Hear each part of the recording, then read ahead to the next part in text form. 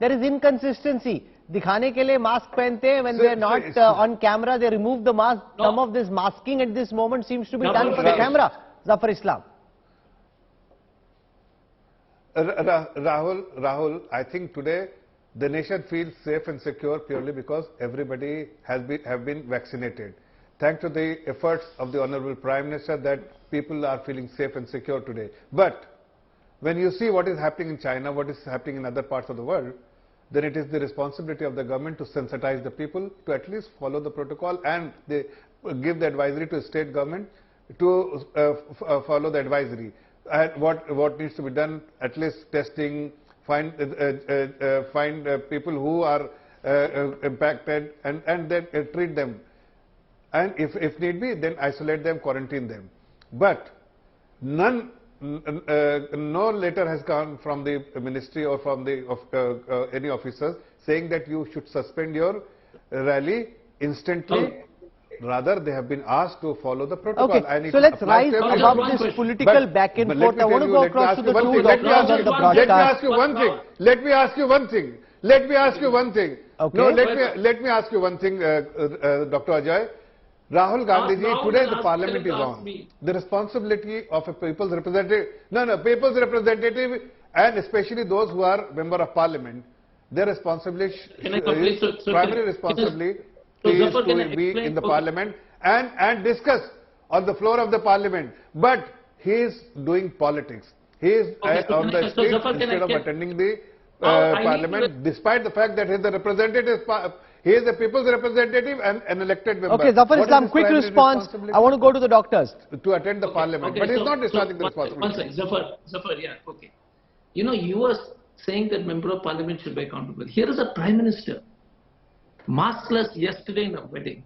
Have you written to all chief ministers of the state to stop large gatherings, follow COVID protocol? No. Now shame on this whole system.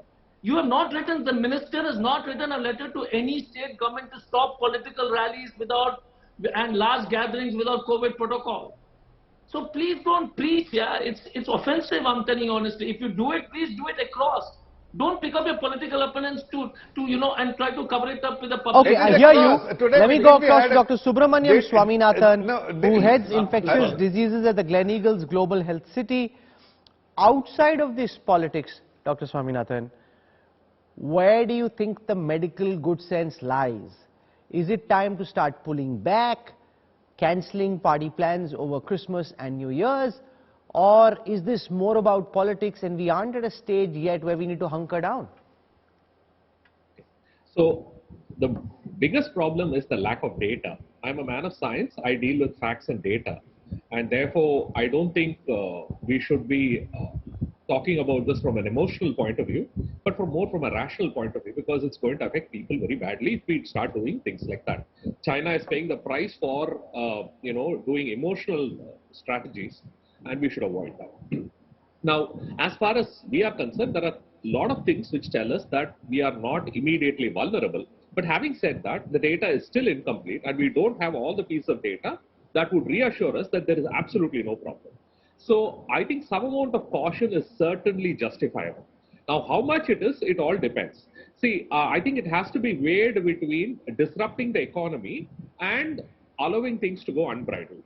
Simply because that the BF7 variant was detected as early as October 22nd. And today in the Hindu, I read that it was even detected way back in July. I'm not sure exactly how long ago. So obviously, these variants have been in circulation in India for quite some time.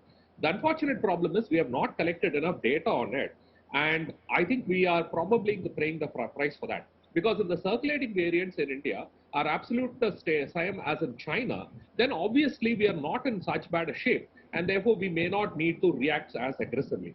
On the other hand, if there are new variants yet to come and we have not budgeted for that, obviously that would mean we need to be more careful.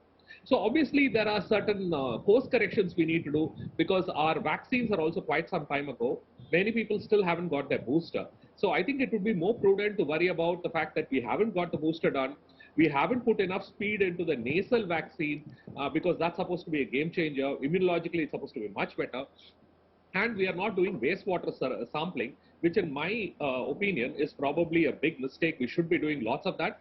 The CDC is putting in a lot of effort into establishing infrastructure to do wastewater sampling, because studies have shown that that's the best way to assess what's happening in the community. And I personally like that because it avoids all the political discourse around how many cases there are and how it happens. So you're basically saying India not immediately vulnerable, but there isn't enough data. You'd like more data. There's enough reason to be cautious. There's Cautious enough reason but to be not cautious, vulnerable. but not to lose our heads.